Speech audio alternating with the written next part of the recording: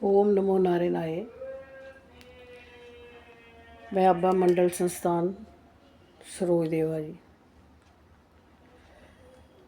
हम कार्तिक मास की कथा का महत्व सुना रहे कि कार्तिक मास का महत्व क्या है, कार्तिक में हमें क्या क्या करना चाहिए। क्योंकि हमारे वेद शास्त्रों में भी कार्तिक मास, मार्गशीर्ष मास, इनके बहुत महत्व स्नान के बताए हुए हैं। तो आज हम नवम अध्याय की कथा शुरू कर रहे हैं।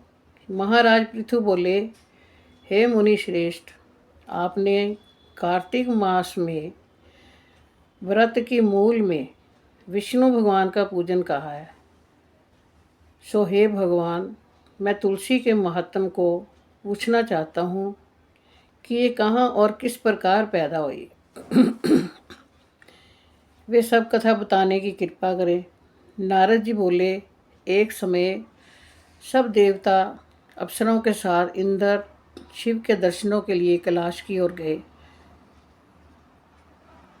वहाँ उन्होंने एक भयंकर स्वरूप, आंखें भयंकर, बड़े बड़े दांत, ऐसा पुरुष देखा। इंद्र ने उससे पूछा कि तू कौन है और परम पिता शिवजी कहाँ गए हैं। बार बार पूछने पर भी जब उसने कोई उत्तर न दिया तो इंद्र ने क्रोध में आकर अपनी जो वज्र शक्ति थी उसे मारी। इसके प्रभाव से उनके कंठ में नीलता हो गई और ये वज्र जलकर भस्म हो गया। तब भगवान रुद्र अपने तेज से इंद्र को जलाने लगे। ये दशा देखकर बृहस्पति, इंद्र और सब दंड के समान पृथ्वी पर गिरकर हाथ जोड़कर स्तुति करने लगे, क्योंकि उन्होंने रुद्र के रूप में भगवान शिव को पहचाना नहीं था। अब देवादिदेव कृपालु शंभु, हे त्रिपुरारी, आपको प्रणाम है। उनकी प्रार्थना से प्रसन्न हुए। तब बृहस्पति ने कहा, हे भगवान, इंद्र आदि सब आपके शरणागत हैं, उनकी रक्षा करो। अपने नेत्र से प्रकट ज्वाला को शांत करो।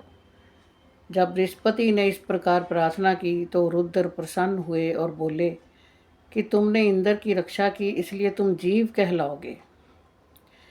मेरे मस्तक से उत्पन्न अग्नि अब फिर कैसे प्रवेश कर सकती है। मैं इसे समुद्र में फेंक दूंगा ताकि इंद्र को कष्ट ना दे। ऐसा कहकर शिवजी ने उस अग्नि को हाथ में लेकर समुद्र में फेंक दिया।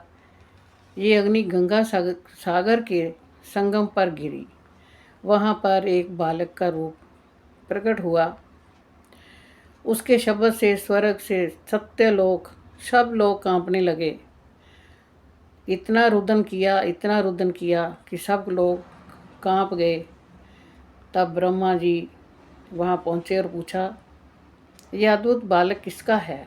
ब्रह्मा जी की बात सुनकर समुद्र ने प्रणाम किया और कहा कि हे प्रभु, गंगा सागर के संगम से ये पुत्र उत्पन्न हुआ है। फिर उसे ब्रह्मा जी की गोद में देते हुए कहा कि हे जगत के स्वामी, आप इसका जातक आदि संस्कार करिए। इसी बीच उस बालक ने ब्रह्मा जी की दाढ़ी पकड़ ली और उसे हिलाने लगा। इससे उनकी आंखों से आंसू गिरने लगे। बड़ी कठिनता से वे अपनी दाढ़ी को छुड़ाकर बोले कि समुद्र, इसने हमारे नेत्रों से जल निकाला है, इसलिए इसका नाम जलंधर होगा। तरुणावस्था में ये संपूर्ण शास्त्रों का ज्ञाता होगा तथा रुद्र के सिवाय और कोई भी इसे ना मार सकेगा। ऐसा कहकर शुक्राचार्य को बुलाकर उसे राजगद्दी पर बिठाया और ब्रह्मा जी वहाँ से अंतर्ध्यान हो गए।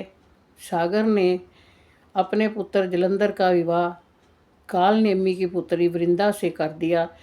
इस प्रकार जलंधर वृंदा के साथ आचार्य शुक्राचार्य की सहायता से पृथ्वी पर राज्य करने लगा। तो ये हम वृंदा की कथा सुनाने जा रहे हैं। ये कल आपको सुनाएंगे 10वें अध्याय में कि तुलसी कैसे उत्पन्न हुई। जलंधर के साथ वृंदा का विवाह हो गया और उसके बाद वह पूरी पृथ्वी पर राज्य करने लगा। इति कार्तिक महात्म नवम अध्याय समाप्त। ओम शांति शांति शांति ही ओम।